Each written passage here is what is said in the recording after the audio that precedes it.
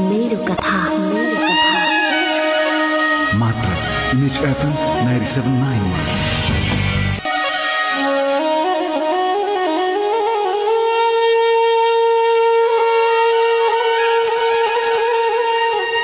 Dear कल्याण, लाग्छ म आवाजले थाकेको छु, आजादीले गलेको छु र आवादीले जलेको छु। मनभित्र अनगिन्ती बिम्ब र प्रतिबिम्बहरू छन् स्मृतिका, आँखामा आउने निदरीहरू, दोभानमा बन्ज्याङमा कतै अल्मलिएका पानीका छालहरू जस्तै छु म। किन यति विघ्न मनका अन्तर कुनाहरूभित्र रहेका संवेदनशील अतीतहरू छरपष्ट हुन्छन्, घाममा सुकाइएका बिस्कुनहरू जस्तै। सम्झनाका स्मृतिहरूका र पुराना जिजीविसाहरूबाट जब म उठेर हेर्छु मेरो जिन्दगीलाई, फेरि त्यहीँ भेटाउँछु आफू जहाँ छु, कतैतिर अलमल परिरहेका मेरा अनगिन्ती सपनाका कुरा गर्छु म। डियर कल्याण, आज तपाईँसँग दिल खोलेर। लाग्छ आफ्नो जिन्दगी आफ्नै लागि तमासा भोग्दैछु जस्तो लाग्छ, तर भोगिरहेका यिनै अनगिन्ती मनका बिम्ब र प्रतिबिम्बहरूबाट उठेर म फेरि अलिकति पुराना स्मृतिहरू कोट्याउँदै जान्छु मेरो कथाका पानाहरूमा। मेरो नाम चन्द्र प्रकाश परियार हो। डियर कल्याण, विक्रम सम्वत 2037 सालको माघे संक्रान्तिको दिन मेरो जन्म ललितपुरको धापा खेल नजिकै भएको हो। म घरको साइलो छोरा हुँ। डियर कल्याण, मैले सानोमा धापा खेलको सरकारी स्कुलमा पढेको। त्यति बेलाको सरकारी स्कुलको सम्झना आउँछ मेरो। राम्रोसँग कक्षा कोठाहरूमा बस्ने बेन्चहरू हुँदैन थियो, राम्रोसँग सरहरूले पढाएको दिन हुँदैन थियो। सबैको आफ्नै समस्या हुन्थ्यो, शिक्षकहरूको आफ्नो समस्या, विद्यार्थीहरूको आफ्नो समस्या। समस्यामाथि थुप्रिएर भए पनि कतिपय शिक्षकहरूले राम्रोसँग पढाएका ती दिनहरू आज सम्झन्छु। सरकारी स्कुलमा पढेको भए पनि म पढाइमा अत्यन्तै राम्रो थिएँ। डियर कल्याण, विक्रम सम्वत 2053 सालमा मैले एसएलसी दिएको र म माथिका दाइहरूले त्यति बेला विवाह गरिसक्नु भएको थियो। दलित परिवारमा जन्मिएको मेरो जिन्दगीको बोझ कति भयानक रूपमा मैले उठाउँदै लगे म आज सुनाउँछु तपाईँलाई। मैले 53 सालमा एसएलसी पास गरिसक्दा म र भाइ मात्र थियौँ घरमा, किनकि आर्थिक समस्या र आर्थिक कमजोरीको कारणले दाइहरू काम खोज्दै घरबाट बाहिरिनु भएको थियो आफ्नो परिवारसहित। र मेरा दाइहरू काठमाडौँका विभिन्न ठाउँमा बस्नु भएको थियो, अर्थात् काठमाडौँ उपत्यकाभित्रको खाल्टोमा डेरा गरेर बस्नुहुन्थ्यो र त्यहीँबाट आफ्नो गुजारा चलाइरहनु भएको थियो। बुबाको सपना थियो सबैले आफ्नो गरेर खानु। बुबाको यही आदेशलाई पालन गरेर होला मेरो दाइहरूले घर छोड्नु भएको जस्तो लाग्थ्यो। काम खोज्दै, रोजगारी खोज्दै मेरा दाइहरूले घर छोडेपछि म र भाइ मात्र थियौँ। सायद दाजुभाइहरू मध्येमा पढाइ मेरो राम्रो भएकोले होला बुबाले म प्रति अलिकति आशा देखाउनुहुन्थ्यो। म पनि पढ्न चाहन्थेँ। विक्रम सम्वत 2053 सालमा मैले एसएलसी सकेपछि नमुना मछिन्द्र क्याम्पस लगन खेलमा भर्ना भएको थिएँ। डियर कल्याण, म धापा खेलबाट आउँथेँ जान्थेँ, सबै कुरा ठिकै थियो। र जब म क्याम्पस पढ्न थालेँ म माथि पनि समस्याका बोझहरू थुप्रन थाले। बुबाको कमाइ त्यति साह्रो थिएन, त्योभन्दा पनि बुबाले धेरै रक्सी खाने आदत थियो भन्दा पनि हुन्छ। डियर कल्याण, म कसरी ढाँटु, आज म तपाईँलाई जिन्दगीको आफ्नो वास्तविक कथा सुनाइरहेको छु। भाइ पनि त्यति वास्ता गर्दैन थियो पढाइमा, सबै कुरा अस्तव्यस्त थियो। गरिबी त्यत्तिकै थियो। काठमाडौँ खाल्टोभित्र नाम मात्रको घर थियो त्यति बेला। धापा खेल्न नजिकै हाम्रो समय गुज्रदै गयो। घरबाट जान आउन मलाई गाह्रो हुन्थ्यो, तर पनि जसो तसो मैले पढिरहेको थिएँ। दुःख सुख गरेर मैले नमुना मछिन्द्र क्याम्पसबाट आइए लेभलको परीक्षा सकाएँ। डियर कल्याण, र विक्रम सम्वत 2056 सालको कुरा हो। त्यति बेला मैले आइए लेभलको परीक्षा सकाएपछि बाहिरतिर पढ्न कोसिस गरिरहेको थिएँ, अर्थात् क्याम्पस खोजिरहेको थिएँ मैले, आफूलाई राम्रो क्याम्पस, पाएको पर्ने क्याम्पस। किनकि मैले आइए लेभलमा राम्रो नम्बर ल्याएर पास गरेको थिएँ। मलाई अझै पनि याद छ, बुबाले सधैँ भन्नुहुन्थ्यो, मैले तँलाई पढाउन सकेन छोरा। मनमा बोझ हुन्थ्यो र म कामको खोजीमा निस्कन्थेँ। र कामको खोजीमा निस्कँदै जाने क्रममा मैले मेरा जिन्दगीमा भोगेका भोगाइहरू, पीडाहरू र जिन्दगीमा गरिबीले थोपारेका र आफ्नो एउटा पारिवारिक संरचनाभित्र थिचिएको जिन्दगीको कथा सुनाउँछु म डियर कल्याण आज तपाईँलाई।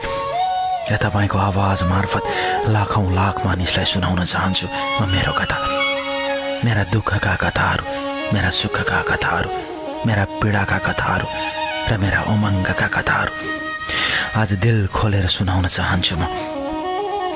मनका अभिशप्त भावनाहरूभित्र लुकेका तिनै जिन्दगीका अनगिन्ती भावनाहरूलाई समेट्दै आज मैले एउटा माला बनाएको छु र उनिरहेको छु। मेरा अतीतका सियोहरूबाट उनिएका ती मालाहरू आज म फूलको रूपमा प्राप्त गर्न नसके पनि सम्झनाका गुच्छाहरू बनाएर शब्द शब्दमा व्यक्त गरिरहेको छु डियर कल्याण। यसरी विक्रम सम्वत 2056 सालमा मैले आइए लेभलको परीक्षा सकेर बिए लेभलको पढाइ सुरु गरिसकेको थिएँ। र त्यति बेलाका दुःखका दिनहरू, त्यति बेलाका पीडाका दिनहरू र त्यति बेलाका समस्याका कुराहरू यत्र तत्र छरिएर बसेका थिए डियर कल्याण। आज ती दिनहरू सम्झदा लाग्छ जिन्दगी सङ्घर्ष हो, जिन्दगी कठिन बाटोमा हिँड्ने एउटा यात्रा हो। त्यो यात्रामा जो विचलित हुन्छ, जो डराउँछ, जो अत्तालिन्छ ऊ पछि छुट्छ, तर जसले साहस बटुलेर हिँड्छ उनै अगाडि पुग्दो रहेछ। मलाई त्यस्तै लाग्छ डियर कल्याण। त्यसैले पनि ती दिनहरूका खुसीहरू मात्र सम्झन चाहन्छु म। ती युवा अवस्थाका खुसीहरू, उमङ्गहरू, साथीभाइहरू, खल्तीमा पैसा नभए पनि दुःखका बोझहरू आफूसँग रहे पनि शिक्षकले पढाएका पाठहरू जस्ताको तस्तै उतारेर घर फर्कदा र घर रातिसम्म पढेका दिनहरू र फेरि साथीभाइहरूसँग भेटेर गरेका सुख र दुःखका कुराहरू सम्झदा अहिले पनि खुसी लागेर आउँछ। र एकपटक फेरि भन्न चाहन्छु, मेरा ती दिनहरू फेरि त्यतैतिर फर्किए कस्तो हुन्थ्यो होला। त्यो युवा अवस्था, त्यो जोस, त्यो जाँगर फेरि पनि आइदिए कस्तो हुन्थ्यो होला।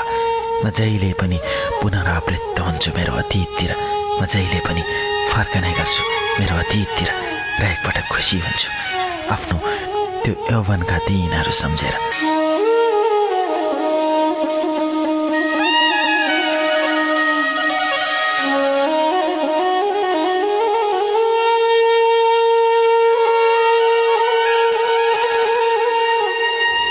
डियर कल्याण, मान्छे र सपनाहरू उस्तै उस्तै हुन् जस्तो लाग्छ। मान्छेका सपनाहरू जब भत्कदै जान्छन्, मान्छे पनि यतै कतै भत्किरहे जस्तो लाग्छ। मान्छे अनि सपना, सपना अनि मान्छे सिक्काको दुई पाटो जस्तो यो सपना र मान्छेलाई पृथक पार्न सकिँदैन। र सपना र मान्छे यी दुवै एकअर्काका पर्यायवाची शब्द जस्तै हुन्। त्यसैले म भन्छु सपनाहरूलाई बिर्सिदिनु बेस हुन्छ। कहिले काहीँ आफ्नै कुराको हत्तो थपेर हिँड्ने यो जिन्दगी किन यति बिग्न अप्ठ्यारो बाटोबाट हिँड्छ मलाई थाहा छैन डियर कल्याण। समय गुज्रदै जाने र समयले उघार्दै जाने स्वेटर जस्ता यी जिन्दगीहरू र त्यही स्वेटर बुन्ने काँटी जस्तै फेरि यिनै जिन्दगीहरू कहिले सुखमा बाँधिन्छन् र कहिले दुःखमा उनिन्छन्। र उन्दै जाने र उघ्रदै जाने जीवनका पाटाहरू आज म फेरि बुन्दै जान्छु डियर कल्याण र फेरि उधार्दै जान्छु। मेरा कथाका पानाहरूमा आउने संवेदना र आवेगहरूले लखेर्दै जाने मेरो अतीतलाई म फेरि एकपटक बुन्छु र फेरि अर्को पटक उधार्छु। यही रहेछ जिन्दगी, बुन्दै जाने अनि उधार्दै जाने र फेरि उधार्दै जाने अनि बुन्दै जाने। जिन्दगीका यी अनगिन्ती दुःख र सुखका कथाहरू बुझ्दै जाने मेरो यो जिन्दगीको अभिप्रायमा म आज फेरि कतै लुकेको जस्तो लाग्छ डियर कल्याण, र त्यहीँबाट म उदाउन चाहन्छु। मैले अघि नै अवगत गराएँ डियर कल्याण, मेरो घरको अवस्था कमजोर थियो, त्यसैले जागिर गर्न जरुरी थियो। म पनि जागिर कहाँ र कसले दिन्छ भनेर खोजी हिँड्थेँ, तर कसले पो दिन्थ्यो र यता कता खोज्थेँ। विक्रम सम्वत 2056 सालमा दिल्ली बजारको एउटा भोजनालयमा काम गर्न थालेको थिएँ मैले। मेरो पहिलो जागिर थियो। त्यहाँ काम गर्दा मैले आफूलाई ढाँटेको थिएँ, अर्थात् आफ्नो जात ढाँटेको थिएँ डियर कल्याण। सायद मैले आफ्नो जात भनेको भए त्यहाँ मैले काम पाउँदैन थिएँ होला। मैले आफूलाई ब्राह्मण भनेर ढाँटेको थिएँ, किनकि त्यहाँ सर्टिफिकेट देखाउनु पर्दैन थियो। सामाजिक परम्पराभित्र जगडिएको हाम्रो यो समस्यालाई कुराले भाषणले मात्र हुँदो रहेनछ, मान्छेको विचार परिवर्तन गर्न सक्नु पर्दो रहेछ। विकसित देशमा समेत उठिरहेको जातिवादको यो नारालाई नेपालमा साम्य पार्न त्यति सजिलो थिएन अझ ती दिनहरूमा। त्यसैले मैले आफूलाई ब्राह्मण भन्थे र यदा कदा मैले गायत्री मन्त्र पनि जानेको थिएँ डियर कल्याण। र कहिलेकाहीँ गायत्री मन्त्र सुनाउँदा मेरो मालिक दङ्ग पर्थ्यो, त पक्का ब्राह्मण होस् भन्थ्यो। मलाई हाँसो उठ्थ्यो। यो दुनियाँ ठगेर खाने दुनियाँ भए पनि मैले कामको लागि त्यति ठगेको थिएँ डियर कल्याण। आज यही कार्यक्रम मार्फत आफ्ना सबै कुरा व्यक्त गर्न चाहन्छु। म दिल्ली बजारमा बिहान र बेलुका काम गर्थेँ र दिउँसोको समय म स्कुल जान्थेँ, अर्थात् म मेरो पढ्नको लागि स्कुल जस्तै दुःखका दिनहरू बिताउन म कलेज जान्थेँ। मैले रत्नराज्य क्याम्पसमा जोइन गरेको थिएँ बिए लेभलको पढाइ। घरमा पढे लेखेको छोराको रूपमा गरिन्थेँ म। बुबाले सधैँ प्रशंसा गर्नुहुन्थ्यो। अरूले नपढे पनि यसले पढेर देखाउँछ भनेर गाउँमा फुर्ती लगाउनुहुन्थ्यो। अरूले भन्थे सबै छोरा बिग्रिएर कहाँ पुगिसके, अझै धाक दिन्छ बुढोले। मान्छेहरू यसै भन्थे। समाज त्यस्तै थियो, सबै कुरा अस्तव्यस्त थियो डियर कल्याण। म मात्र मेरो सुखद भविष्य खोजिरहन्थेँ। यसरी बुबाको सपनालाई यता कता पुरा गर्ने प्रयत्नमा म हिँडिरहेको थिएँ र त्यसरी मैले त्यहाँ जागिर खाएँ बिए लेभलको पढाइ पढ्दासम्म। विक्रम सम्वत 59 सालमा मैले बिए लेभलको अन्तिम परीक्षा दिइसकेको थिएँ र विक्रम सम्वत 2060 सालमा मैले पढाइ सुरु गरेँ। र त्यति बेलासम्म मैले त्यहाँ काम गरिरहँदा डियर कल्याण एकजना दाई मार्फत मैले काठमाडौँको बालुवाटार स्थित एउटा एनजिओमा काम पाएँ।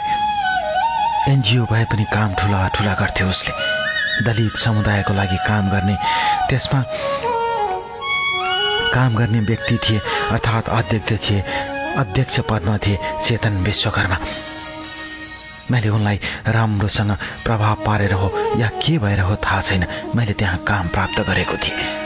सानो कामबाट सुरु गरेको थिएँ र विक्रम सम्वत 2060 सालमा मैले एमए लेभलको पढाइ सुरु गरेको थिएँ र 61 सालतिरको कुरा हो डियर कल्याण। मलाई चेतन सरले पश्चिम नेपालको आफ्नो कार्यक्षेत्रमा गएर काम गर्ने निर्देशन दिनुभयो। म दोमनमा थिएँ, मेरो पढाइ बिग्रिन्छ कि भनेर। पढ्न त जहाँ पनि सकिन्छ, मलाई त्यस्तै लाग्थ्यो। पढ्दै काम गर्दै गर्न मेरो लागि उपयुक्त थियो डियर कल्याण। त्यसैले म पश्चिम नेपालको बाँके जिल्लामा गएँ। नेपालगञ्जको बजारबाट अलिकति माथितिर, अर्थात् नेपालगञ्ज एयरपोर्ट नजिकै थियो अफिस, जसले दलित समुदायमा काम गर्थ्यो। विशेष गरी पश्चिम नेपालमा रहेका वादी प्रथा र वादी जातिहरूसँग मिलेर काम गर्ने त्यो संस्थामा थुप्रै साथीहरू हुनुहुन्थ्यो। हामीले धेरै काम गर्थ्यौँ। त्यो मध्ये शिक्षा प्रमुख रूपमा अगाडि उठेको थियो।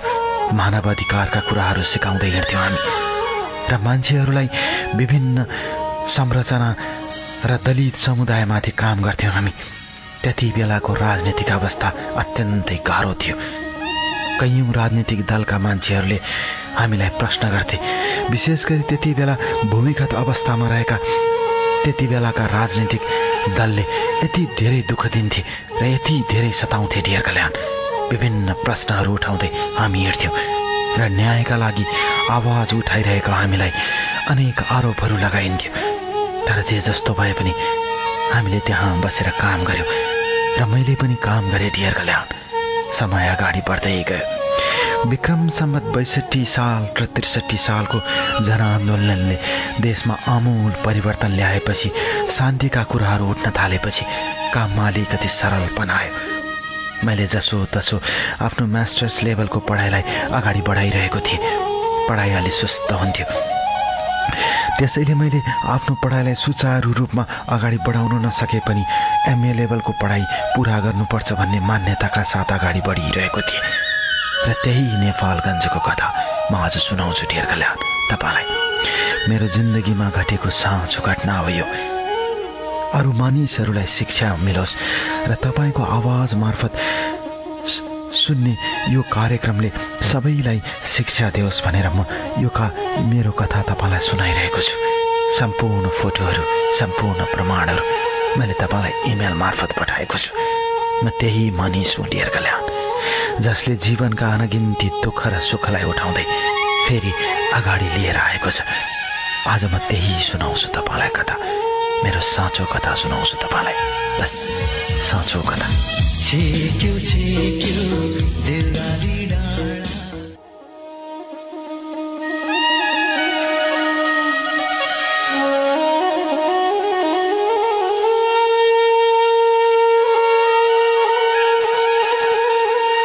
डियर कल्याण, लाग्छ जिन्दगीमा आउने जाने गल्लीहरू बन्दछन्। बाक्लो तुसारोले व्याप्त छेके जस्तो लाग्ने यी जिन्दगीका गोरेटोहरू कतै रुके जस्तो लाग्थ्यो। म सम्झन्छु ती अतीतहरू।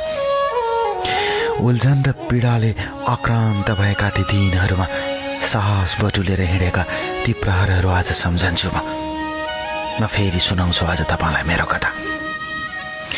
मेरो डेढा अफिस नजिकै थियो डियर कल्याण। हामी 4 जना साथी मिलेर एउटा घरको तल्लो फ्ल्याट भाडामा लिएका थियौँ। घरबेटी दाङ जिल्लाको हुनुहुन्थ्यो।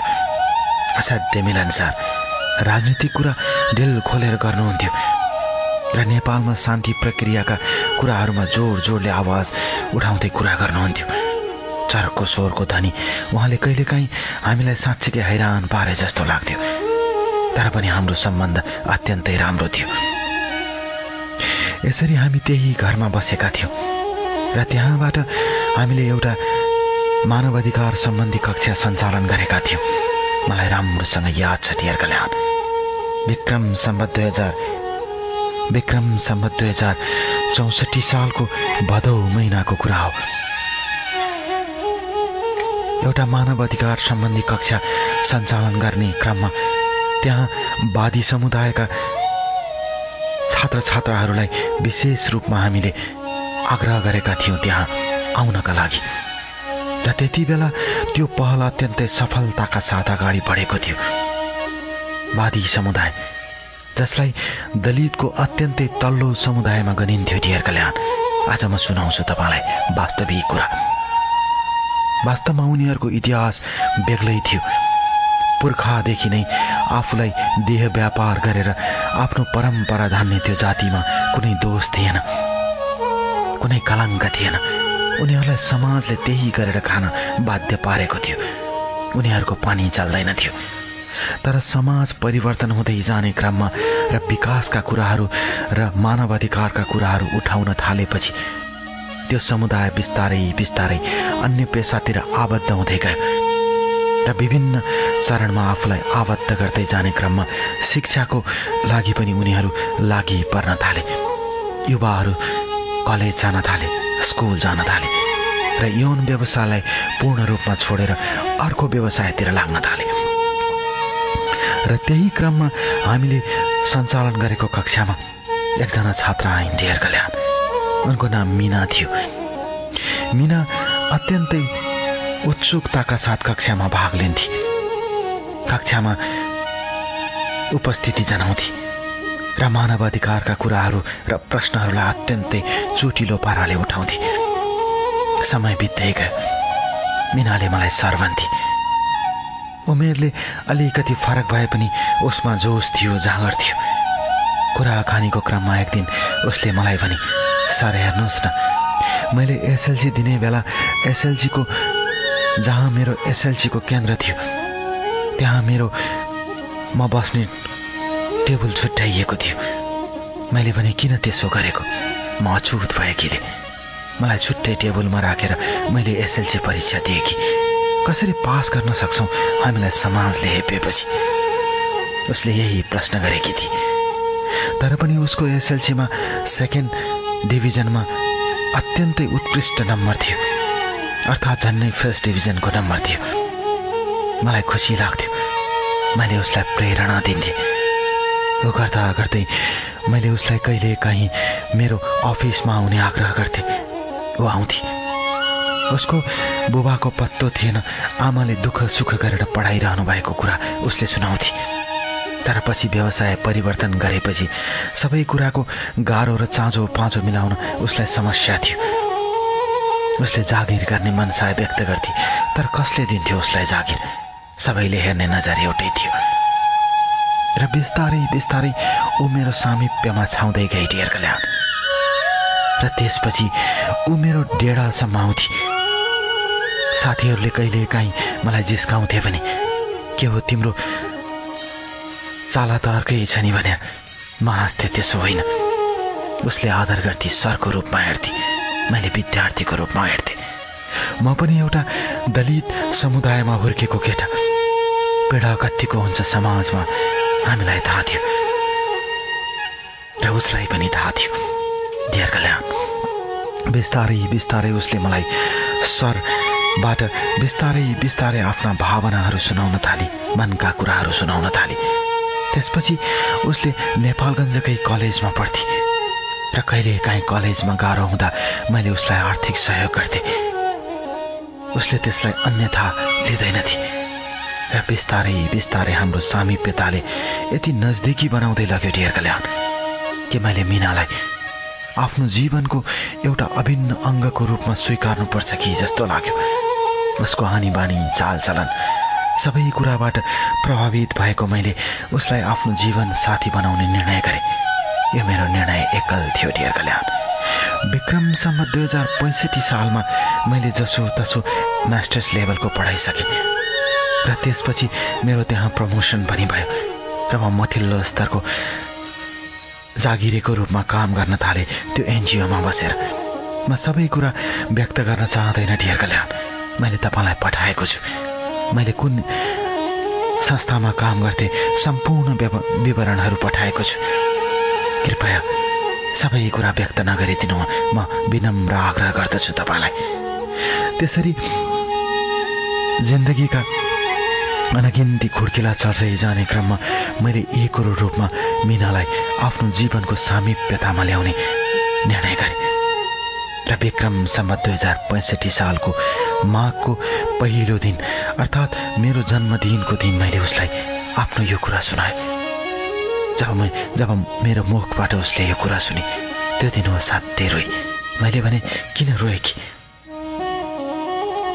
उसले यसै गरी भनेकी थिए डियर कल्याण, म जस्तो दलितलाई, म जस्तो गरिबलाई जसको बुबा छैन त्यसलाई तपाईँले यसरी मनमा राखेर आफ्नो बनाउने निर्णय गर्नुभयो। म खुसीले रोएँ कि उसले यही भनेकी थिए डियर कल्याण। आज सम्झन्छु ती दिनहरू, जिन्दगीका अनगिन्ती खुड्किलाहरू चढ्दै जाने क्रममा आज सम्झन्छु मैले यी दिनहरू। र यसरी मैले चुपचाप उसलाई आफ्नो बनाउँदै लगेँ। उसले पढ्दै गए र साथीहरूले थाहा पाउँदै गए र धेरै साथीहरूले मलाई स्याबासी दिन थाले पछिल्लो समयमा आएर। किनकि म जुन काममा हिँडेको थिएँ मैले त्यही बाटोलाई आफ्नो जीवनको व्यवहारमा उतार्ने कोसिस गरेको थिएँ डियर कल्याण। मैले अन्यथा केही पनि गरेको थिएन। यसरी समय गुज्रदै गयो। मिना मेरो सामिप्यमा आउँदै गए। ऊ पढ्न चाहन्थे, म उसलाई पढाउन चाहन्थेँ। यसरी हामी सँगसँगै हिँड्न थाल्यौँ। हामी हिँडेको देखेर कतिले रिस मान्थे, कति खुसी हुन्थे, कतिले स्याबासी दिन्थे। त्यो समुदायको म एउटा नमुना पात्र थिएँ। धेरैले मलाई रेस्पेक्ट गर्नुहुन्थ्यो, आदर गर्नुहुन्थ्यो। सर भनेर जहाँ भेटे पनि शिर झुकाएर अभिवादन गर्नुहुन्थ्यो। खुसी लाग्थ्यो डियर कल्याण। जिन्दगीमा केही पाउनको लागि नम्रता सबभन्दा ठुलो कुरा हुन्छ जस्तो लाग्थ्यो। यसरी मैले मीनालाई आफ्नो बनाएँ, मायाले बनाएँ, स्नेहले बनाएँ। ऊ मेरो भई। अब हामी जिन्दगीको एउटै बाटोमा हिँड्न थाल्यौँ। नेपालगञ्जका थुप्रै चिया पसलहरूमा हामीले सँगै बसेर चिया खाएका छौँ, सँगै बसेर चाट खाएका छौँ र सँगै बसेर मिठाई खाएका छौँ। कतिपय ठाउँमा खाना समेत खाएका छौँ र सँगै एउटा रिक्सामा त्यही धम्बोजीको बाटो उकाली ओह्राली गर्दै हिँडेका छौँ। डियर कल्याण, आज सम्झन्छु ती दिनहरू, आज कल्पन्छु ती दिनहरू। जिन्दगीलाई डोर्याउँदै लाने ती अनगिन्ती बाटोहरूमा भेटिने मेरा सम्झनाका प्रारूपहरू, मेरा अतीतका तिनै घटनाहरू आज सम्झन्छु म। र एक दिन मैले उसलाई आफ्नो बनाएर समाजको अगाडि बिहे गर्ने निर्णय गरेका ती दिनहरू सम्झन्छु र आज आफ्नो जिन्दगीको यो सङ्घर्षको दायराबाट आफूलाई पछाडि फर्केर हेर्छु। त्यसैले त भन्न मन लाग्छ डियर कल्याण, जिन्दगी एउटा कथा हो जो सुनाउँदा सुनाउँदै सकिन्छ। जिन्दगी एउटा यात्रा हो जो हिँड्दा हिँड्दै सकिन्छ। त्यही सकिने क्रममा भेटिएकी मीनासँगको सामिप्यताले मलाई जिन्दगीमा कहाँबाट कहाँ पुर्याउँछ। आज म तपाईँलाई सुनाउँछु डियर कल्याण, दिल खोलेर सुनाउँछु म मेरो कथा।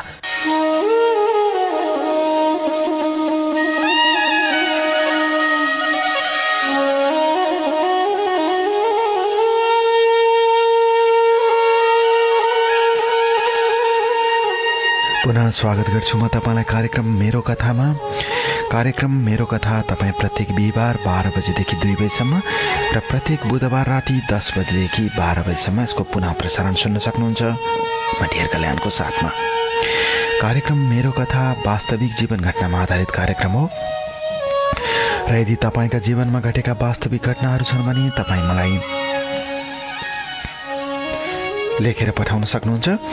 त्यसको लागि सबैभन्दा सजिलो उपाय हो, यदि तपाईँ फेसबुक प्रयोग गर्नुहुन्छ भने तपाईँ फेसबुकको सर्च बक्समा जानुहोस् र त्यहाँ गएर KALYN कल्याण GAUTM गौतम टाइप गर्नुहोस्। तपाईँ त्यहाँ मलाई भेट्नुहुन्छ र त्यहाँ गएर अफलाइन मेसेज पठाउनुहोस्। म तपाईँलाई जवाब दिनेछु र तपाईँ संसारको जुन कुनै कुनामा भए पनि म तपाईँलाई फोन मार्फत अथवा इमेल मार्फत अथवा फेसबुक मार्फत म तपाईँलाई भेट्नेछु र तपाईँसँग कुरा गर्नेछु। र यदि तपाईँको जीवन घटना तयारी अवस्थामा छ भने तपाईँ मलाई पठाउन सक्नुहुन्छ इमेल मार्फत। मेरो इमेल आइडी रहेको छ DEARDEAR KALYN DEARKALYN.MEROKTHA मेरो कथा @gmail.com। र त्यसै गरी तपाईँ मलाई पोस्ट गरेर पनि पठाउन सक्नुहुन्छ। यदि तपाईँ पोस्ट गरेर मलाई आफ्नो जीवनको वास्तविक घटना पठाउन चाहनुहुन्छ भने कृपया इमेल मार्फत अथवा फेसबुक मार्फत सम्पर्क गर्नुहोला। म तपाईँलाई मेरो ठेगाना उपलब्ध गराउनेछु। र कार्यक्रम मेरो कथा सत्य घटनामा आधारित कार्यक्रम हो, त्यसैले तपाईँले आफ्ना जीवनमा घटेका सत्य घटनाहरू मात्र पठाउनुहोला, काल्पनिक घटनाहरू नपठाउनुहोला, किनकि यो कार्यक्रम काल्पनिक घटनाहरूको कार्यक्रम होइन। म यो जानकारी गराउन चाहन्छु। त्यसैले तपाईँको जीवनमा घटेका वास्तविक घटनाहरू छन् भने मलाई लेखेर पठाउनुहोस्। तपाईँको वास्तविक जीवन घटनाले अरूलाई शिक्षा दिन्छ, अरूलाई प्रेरणा दिन्छ। तपाईँ जुन बाटोबाट हिँड्नुभयो, तपाईँ जुन गोरेटोबाट हिँड्नुभयो, त्यो कुरा अरूले जानकारी पाउन सक्नुहुन्छ र आफूले आफूलाई सजग बनाउन सक्नुहुन्छ। हामीले आफै भोगेर आफ्ना जीवनका भोगाइहरूलाई परिवर्तन गर्न गाह्रो हुन्छ, किनकि जीवन छोटो छ, हामीसँग समय छैन। त्यसैले हामी अरूका घटनाहरूबाट छिटोभन्दा छिटो शिक्षा लिन सक्छौँ। त्यो सबभन्दा उत्तम उपाय हो। त्यसैले कार्यक्रम मेरो कथा तपाईँले सुन्नुहुन्छ भने तपाईँले पनि यो कुरा अनुभव गरिरहनु भएको होला। सारा जीवनको कथा म तपाईँलाई छोटो समय अर्थात् 2 घण्टाभित्र म तपाईँलाई सुनाउँछु र तपाईँले 2 घण्टाभित्र मान्छेको सम्पूर्ण जीवन बुझ्न सक्नुहुन्छ र आफ्नो जीवनमा आफूले के गर्दा राम्रो हुन्छ भन्ने कुरा तपाईँले सोच्न सक्नुहुन्छ। त्यसैले पनि तपाईँलाई म आग्रह गर्छु, आफ्ना जीवनका वास्तविक घटनाहरू मलाई दिल खोलेर पठाउनुहोस्। म तपाईँको ठेगाना, तपाईँको नाम र तपाईँका केही प्रमुख कुराहरू अलिकति फेरबदल गर्न पनि सक्छु, किनकि यो वास्तविक घटनाले कसैलाई पनि हानि नोक्सानी पुर्याउनु हुँदैन भन्ने हामी सबैको मान्यता छ। त्यसैले दिल खोलेर मलाई आफ्नो जीवनको वास्तविक घटना पठाउन सक्नुहुन्छ, किनकि तपाईले मलाई दिल खोलेर आफ्नो घटना पठाउनु पर्ने हुन्छ र त्यसपछि म तपाईको राय अनुसार सबै कुराहरू परिवर्तन गरेर प्रसारण गर्ने गर्छु, आवश्यक ठाउँमा मात्र। यो भयो मेरो कथाको जानकारी। मलाई धेरैले सोध्नुहुन्छ वास्तविक नाम प्रसारण गर्दा गाह्रो हुन्छ कि हुँदैन भनेर, त्यसकारण मैले यो जवाब दिएको हो। तपाईको घटना, तपाईको व्यक्तिगत कुरा प्रसारण गरेर कसैको पनि व्यक्तिगत कुरा उठाउन खोजिएको होइन कार्यक्रम मेरो कथामा। कार्यक्रम मेरो कथा सत्य घटना सबैको सामु प्रत्यक्ष रूपमा सुनाएर मैले तपाईलाई सजग बनाउने काम मात्र गरेको हो। म यही जानकारी गराउन चाहन्छु। यदि काममा व्यस्त हुनुहुन्छ भने काम गर्नु सबभन्दा ठुलो कुरा काम हो। काम सानो छ, म सानो मान्छे हो, म सानो काम गर्दैछु भनेर कहिले पनि नसोच्नुहोस्। काम कहिले पनि सानो हुँदैन। काम भनेको ईश्वरको रूप हो, त्यसैले दिल लगाएर मन लगाएर काम गर्नुहोस्, यही भन्न चाहन्छु। र काममा व्यस्त हुनुहुन्छ भने मलाई नसुन्नुहोस्, यदि फुर्सदमा हुनुहुन्छ भने आउनुहोस्, म तपाईलाई तपाईहरुको जीवन कथा सुनाइरहेको छु कार्यक्रम मेरो कथामा। र यतिखेर तपाईँ नेपालमा हुनुहुन्छ र लोड सेडिङको कारण या अन्य कुनै कारणले भर्खरै ट्युन गर्नुभएको छ भने आज मैले प्रकाश चन्द्र परियारजीले पठाउनु भएको उहाँको जीवनको वास्तविक घटना सुनाइरहेको छु।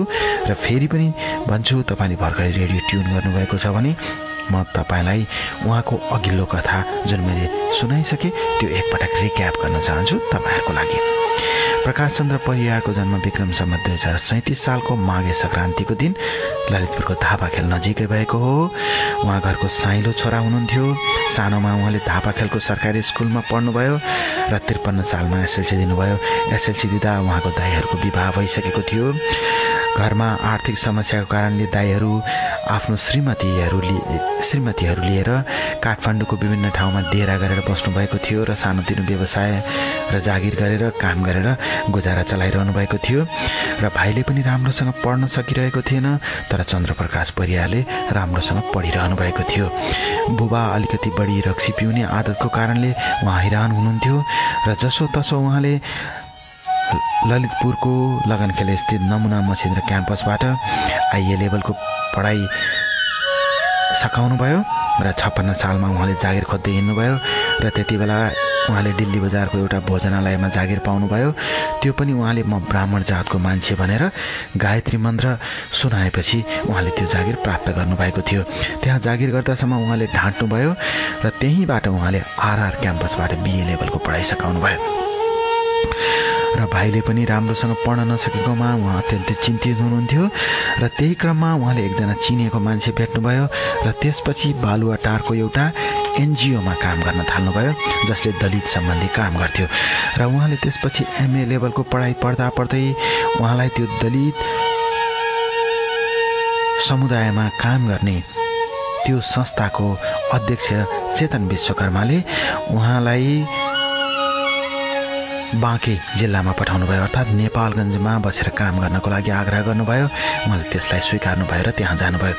विशेष गरी वादी समुदायमाथि काम गर्ने त्यो संस्था मार्फत उहाँले मानव अधिकार र शिक्षाको क्षेत्रमा काम गरिरहेको त्यो संस्थामा निकै लगनशीलताका साथ काम गर्न थाल्दा उहाँको भेट भयो मिनासँग।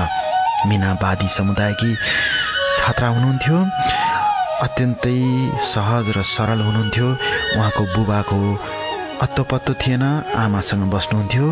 यसरी उहाँका विभिन्न समस्याहरू बुझ्दै जाँदा उहाँले मिनालाई मन पराउनु भयो र जुन दिन यो कुरा उहाँले मिनालाई सुनाउनु भयो, मिना रुनुभयो खुसीले, किनकि म जस्तो मान्छेलाई तपाईँ जस्तो मान्छेले स्वीकार्नु भयो भनेर मिना खुसीले रुनुभयो। त्यसपछि मिनाले नेपालगञ्जको क्याम्पसमा पढ्नुहुन्थ्यो। उहाँले सहयोग गर्दै जानुभयो। दुवैले एकअर्कालाई बुझ्दै जाने क्रममा उहाँले विवाह गर्ने मनसाय व्यक्त गर्नुभयो। यहाँसम्मको कथा मैले तपाईँलाई सुनाएँ। यो एउटा अत्यन्तै प्रेरणादायी कथाको पाठो मैले यहाँसम्म सुनाएँ।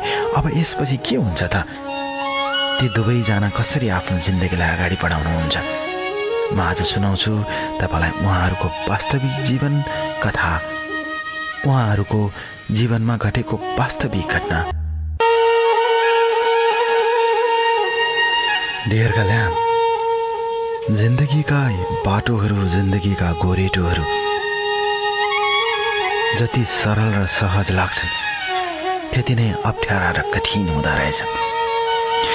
जिन्दगीका सपनाहरू जति सरल र चिप्ला र मिठा हुन्छन् त्यसको ठिक विपरीत भोगाइहरू त्यति कठिन र अप्ठ्यारा हुँदा रहेछन्। यथार्थले जिन्दगीलाई पछाड्दै लाँदो रहेछ। कल्पनाले त मान्छेलाई बचाउने मात्र हो। कल्पनाले मान्छेलाई फुर्ती दिन्छ, कल्पनाले मान्छेलाई तागत दिन्छ, तर यथार्थले मान्छेलाई पछाड्दै लान्छ। जब मान्छेले आफ्ना सपनाहरूलाई, आफ्ना कल्पनाहरूलाई यथार्थमा उतार्न सक्छ त्यही मान्छे सफल हुन्छ। त्यसैले कल्पना गर्नु, सपना देख्नु नराम्रो होइन, तर सपनालाई साकार पार्नु ठुलो चुनौती हो हरेक मान्छेको लागि। मान्छे त्यही चुनौतीमा बाँचेको हुन्छ। जसले आफ्ना सपनाहरूलाई साकार पार्छ ऊ सफल कहलिन्छ। जसले आफ्ना सपनाहरूलाई देख्ने मात्र गर्छ ऊ सफल कहलिँदैन। जिन्दगीको परिभाषा यही हो जस्तो लाग्छ डियर कल्याण। योभन्दा पृथक परिभाषामा बाँच्दैन जिन्दगी। र हरेक सफल मान्छेले त्यही सपनाहरूलाई साकार पार्ने कुरातिर तल्लीन हुन्छ। सपनाहरू देखिन्छ, त्यसलाई भोगाइमा उतार्न कठिन हुने ती दिनहरूको कुरा गर्छु म डियर कल्याण आज पनि तपाईलाई। यसरी मीना र मेरो बारेमा नाना किसिमका कुराहरू चल्न थालिरहेसकेको थियो। कसैले भन्थे यो बाठो मान्छे हो, यसले प्रयोग गरेर छोड्छ। मलाई मेरै कानले सुनेको छु डियर कल्याण। मैले मेरै कानले भोगेको छु, अर्थात् ती दिनहरूमा मैले भोगेका कुराहरू आज सुनाउँछु। तर त्यस्तो थिएन।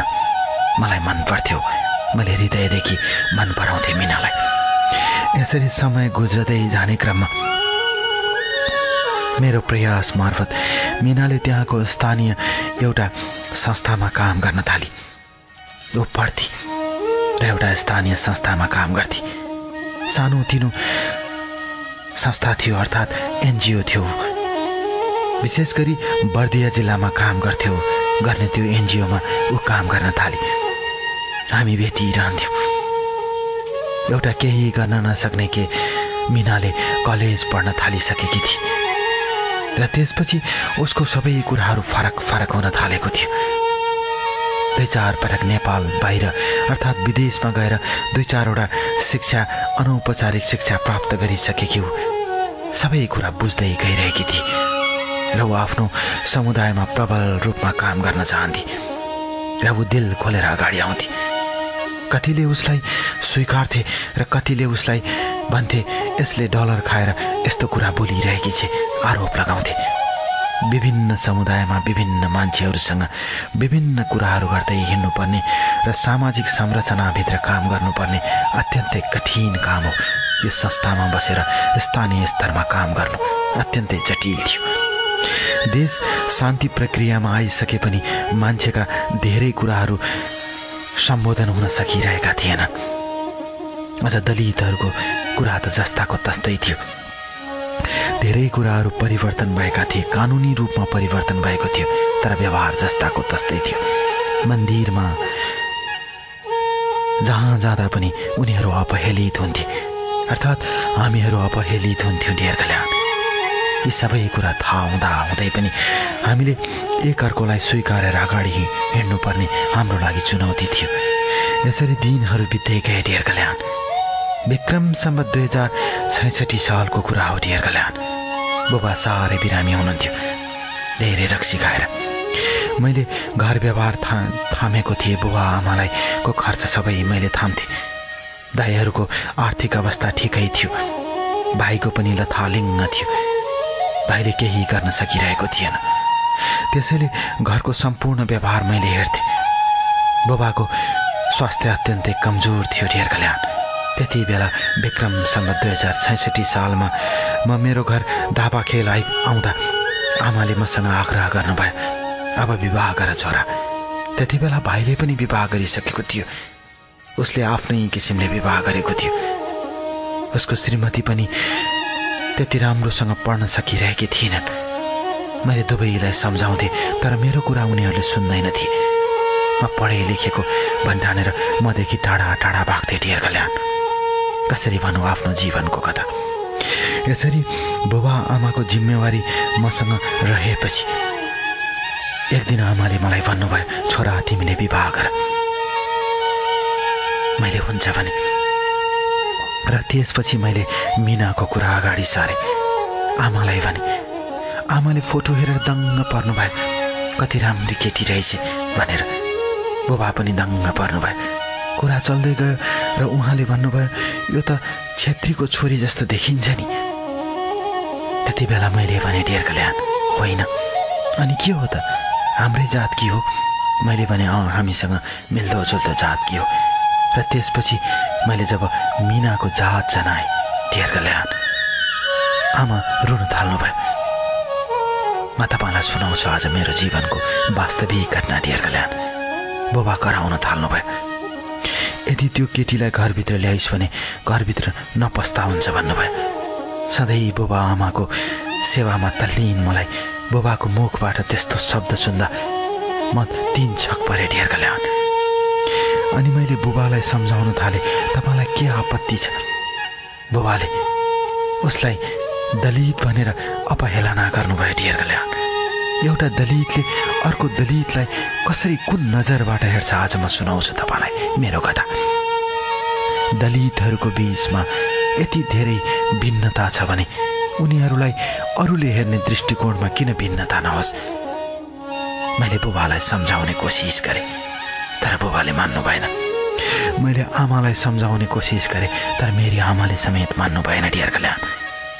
त्यसपछि दाइहरू सबैले बुबा आमाको सहमति जनाए। कतिले रिसले जनाए, कतिले साँच्चीकै मनबाटै जनाए। एक किसिमको द्वन्द्व सुरु भयो मेरो घरभित्र डियर कल्याण। म कसरी सुनाउँ तपाईँलाई मेरो कथा। मैले अनेक कुराहरूमा बुबा आमालाई मन बुझाउनका लागि अनेक आग्रह गर्न थालेँ, तर मेरो कुरालाई उल्टा रूपमा लियो। यदि तैँले विवाह गर्छस् भने उतै घरभित्र पस्नु पर्दैन, हामीलाई कसैको अनुहार हेर्नु छैन, हामी यत्तिकै मर्न चाहन्छौँ। आमाले त्यही भन्नुभयो डियर कल्याण। र त्यसपछि आमाले यतिसम्म भन्नुभयो कि तैँले विवाह गरिस् भने मलाई जिउँदो देख्ने छैनस् भन्दै आमा रुनुभयो। म केही नबोली फर्केँ र मैले भने ठिकै छ आमा, म सोच्छु, म विचार गर्छु, तपाईँहरूको मन बुझाएर मात्र विवाह गर्छु। मैले यही भने डियर कल्याण। र त्यति बेला म करिब 15 दिन जति बालुवाटारमा बसेँ मेरो मुख्य कार्यालयमा। र 15 दिनपछि म फर्केर बाँके पुग्दा मिना मलाई लिन एयरपोर्टसम्म आएकी थिए। र त्यति बेला बाटोभरि कुरा भयो। र त्यति बेला उसले भने म त 1 हप्तापछि बङ्गलादेश जाँदैछु सर। मैले एउटा ट्रेनिङको लागि जाने अवसर प्राप्त भयो। उसले यही भने, उसले मलाई सर भन्थे, आदर गर्थे। र नभन्दै 1 हप्तापछि ऊ बङ्गलादेश गई। बङ्गलादेशको भ्रमणबाट फर्केर आउँदा थुप्रै उपहारहरू मलाई ल्याएर आएकी थिए। यसरी हाम्रो एक अर्को प्रतिको स्नेहको साथसाथै दलित समुदायमाथिको अत्याचार विरुद्ध हामीले आवाज उठाइरहेको बेला मेरो परिवार तगारो बन्दै गयो डियर कल्याण। र म यसरी लथालिङ्ग हुँदै गएँ डियर कल्याण। म सुनाउँछु आज तपाईँलाई मेरो कथा। यो एउटा दलितको कथा हो। यो एउटा तल्लो जात भनेर समाजले इङ्गित गरेको एउटा कथा हो। तर यही कथाभित्रको अर्को पृथक कथा हो, जसले आफूलाई दलित भनेर समाजले अपहेलित गर्छ र त्यही दलितहरू बीच पनि एक अर्कोलाई नीच र मथिल्लो जात ठान्ने परम्पराले थिचिएको यो भित्रको द्वन्द्वको कथा म आज तपाईँलाई सुनाउँछु। दिल खोलेर सुनाउँछु डियर कल्याण, बस दिल खोलेर। माया त यस्तो हो मेरो कथा। मात्र इमेज एफएम 97.9।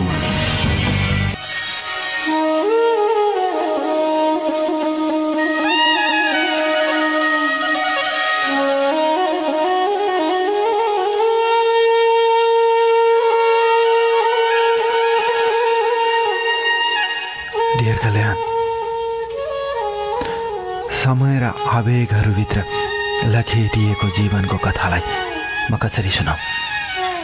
एउटा समाजले हेर्ने दृष्टिकोणभित्र अर्को दृष्टिकोणले थिचिएको मेरो यो कथालाई म सबैको सामु प्रष्ट पार्न चाहन्छु र सुनाउन चाहन्छु।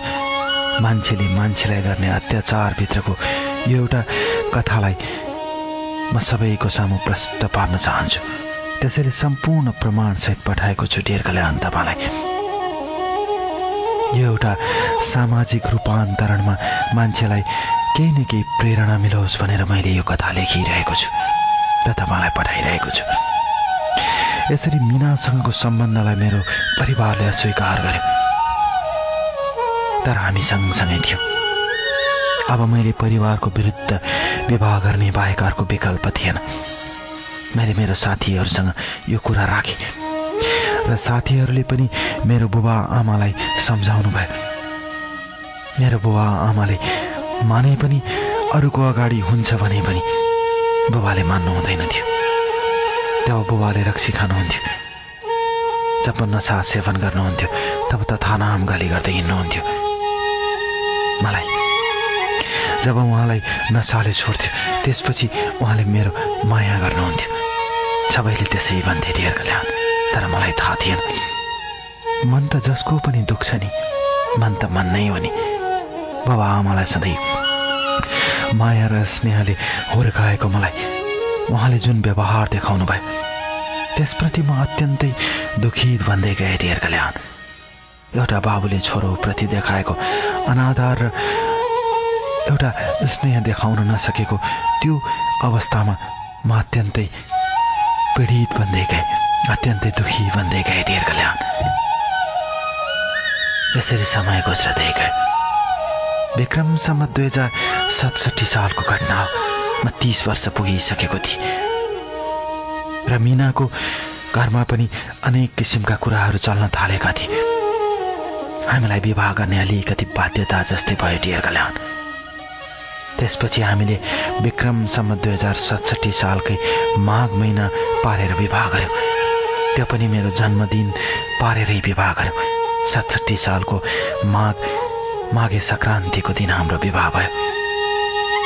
बाँके जिल्लाको एउटा मन्दिरमा साधारण तरिकाले विवाह भयो र विवाह पश्चात हामी सँगै बस्न थाल्यौँ र यो कुरा घरमा पुग्यो। घरमा थाहा थियो। त्यो साँझ बुबा बिरामी हुनुभएछ। गाउँका मान्छेहरूले उचालिदिन्थे, कतिले सम्झाउँथे यस्तो कुरा गर्नु हुँदैन भनेर, कतिले स्याबासी दिन्थे, सयौँले स्याबासी दिन्थे भने 2-4 जनाले मेरो बुबालाई गएर नाना किसिमका कुराहरू सुनाउँथे। त्यसैले त्यसबाट विचलित भएको उहाँको मनस्थिति जब नसामा डुब्थ्यो तब जोड जोडले कराउनुहुन्थ्यो। त्यसपछि बुबा बिरामी हुनुभएछ। बिरामी भएर सुत्नुभयो। पैसाको अभाव थियो। मबाट पैसा लिँदैन भन्नुभयो, बरु मर्छु भन्नुभयो। त्यसपछि मैले भाइ मार्फत पैसा पठाउँथेँ। भाइले कहाँबाट ल्यायो भन्दा मैले जागिर गरेर ल्याएको भनेर भाइले पैसा दिन्थ्यो। त्यो पनि निश्चित पैसा पुग्दैन थियो भन्ने कुरा मैले पछि मात्र थाहा पाएँ। यसरी मैले अप्रत्यक्ष रूपमा मेरो परिवारको संरक्षण गरिरहेँ डियर कल्याण। समय बित्दै गयो। विक्रम सम्वत 2068 सालमा मिना आमा हुने भई सबै कुरा सहज थियो। त्यसपछि हामीलाई काठमाडौँको बालुवाटारमा सरुवा मिल्यो, अर्थात् हामी त्यहीँ आयो र त्यसपछि म काठमाडौँको लाजिमपाहाडमा बस्न थालेँ डियर कल्याण। लाजिमपाहाडबाट अफिस जान्थेँ आउँथेँ मिना आमा भने। विक्रम सम्वत 2069 साल वैशाख 17 गते मिनाको गर्भबाट छोरीको जन्म भयो। हामीले छोरीको नाम राख्यौँ प्रेरणा। दुवैको प्रेरणाबाट जन्मिएकीले हामीले प्रेरणा राख्यौँ र त्यति बेला हामीलाई यति धेरै मानिसहरूले स्याबासी दिनुभयो, यति धेरै स्याबासी पायौँ कि हामी खुसीले यति उन्मुक्त थियौँ डियर कल्याण। असाध्यै खुसी लाग्थ्यो किनकि मानिसहरूले यसलाई अर्कै रूपमा लिनुभएको थियो, पत्याउनु भएको थिएन। तर हामीले त्यसलाई साकार रूपमा अगाडि बढायौँ। र हामीले यसलाई यति सहज रूपमा बढायौँ कि हामीलाई हाम्रो क्षेत्रमा पनि अत्यन्तै प्रशंसाका साथ हेरियो। यसरी मीना र म एउटा अभिभावकको रूपमा समाजमा प्रकट भयौँ। छोरी प्रेरणा जन्मी र त्यसपछि हामीले काठमाडौँमा रहेर काम गर्न थाल्यौँ। मीना अझै पढ्न चाहन्थे। सबै कुराको परिपाटो मिलाउँदै गयो र त्यसपछि बुबा बिरामी भएपछि पाटन हस्पिटलमा भर्ना गरियो। त्यसपछि हामी भेट्न गयौँ प्रेरणालाई लिएर र हस्पिटलको बेडमा बसेको बुबाले हामीलाई देखेर खुसी मान्नुभयो, हामीलाई स्वीकार्नुभयो, आमाले पनि स्वीकार्नुभयो र त्यसपछि सबै कुरा सहज रूपमा त्यहीँनिर सजिलै रूपमा परिवारले हामीलाई स्वीकार्यो। त्यसपछि बल्ल हामी धापासी गयौँ डियरकल्याण। धापासीमा बस्यौँ। बुबा आमाको उपचारमा सबै कुरा सहज हुँदै गयो। दसैँमा सम्पूर्ण परिवार जुटेर हामीले विभिन्न किसिमका आफ्ना कुराहरू दुःख सुख परिवार बीचमा साट्यौँ। दाइहरूले कसरी आफ्नो कामलाई अगाडि बढाउने सबै कुरा सहज रूपमा हामीले सिकाउँथ्यौँ।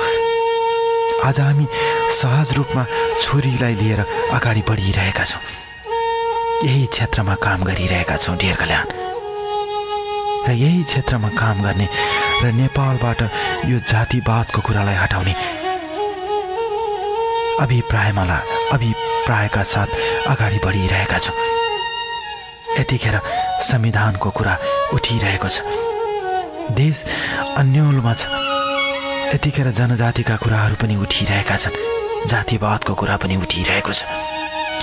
यस्तो बेलामा सम्पूर्ण सबैलाई अधिकार दिने गरेर राज्यले सबै कुराको संरचना निर्माण गर्न सक्नुपर्छ।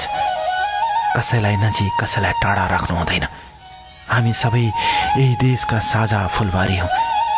हरेक फुलहरूको महत्त्व हुन्छ। कुनै फुल धेरै फुल्छन् भनेर त्यो फुलको मात्र महत्त्व हुँदैन। हरेकको अधिकार हुन्छ। हरेकले आफ्नो अधिकार र आफ्नो जातीय पहिचानको संरक्षणमा बाँच्न पाउनुपर्छ। यही हो राम्रो र असल देशको पहिचान। र त्यसैले हामी सबैले मिलेर यो काम गर्नुपर्छ र जातिवादको कुरालाई हामीले मनबाट हटाउनुपर्छ। यो ठुलो जात यो सानो जात कहिल्यै सम्झनु हुँदैन। हरेक मान्छे उस्तै हो। हरेक मान्छेको रगत रातो हुन्छ।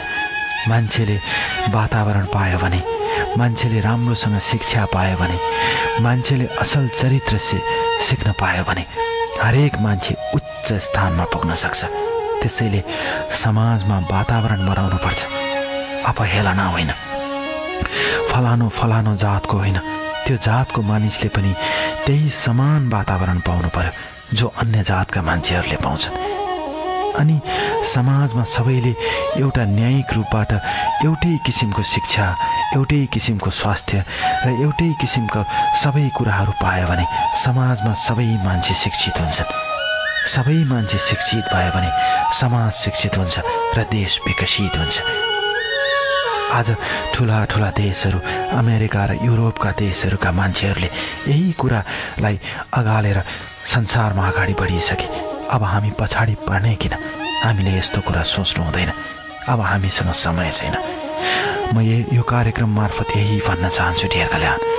तपाईँको कार्यक्रमका श्रोताहरू लाखौँ लाग्छन्, संसारभरि छन्, मलाई थाहा छ। यतिखेर मेरो कथा पनि सबैले सुनिरहनु भएको छ र डियरकल्याणको आवाज मार्फत सुनिरहनुभएका सबैलाई म यही भन्न चाहन्छु, जातलाई छोडौँ, समाजलाई उन्नत बनाऊ।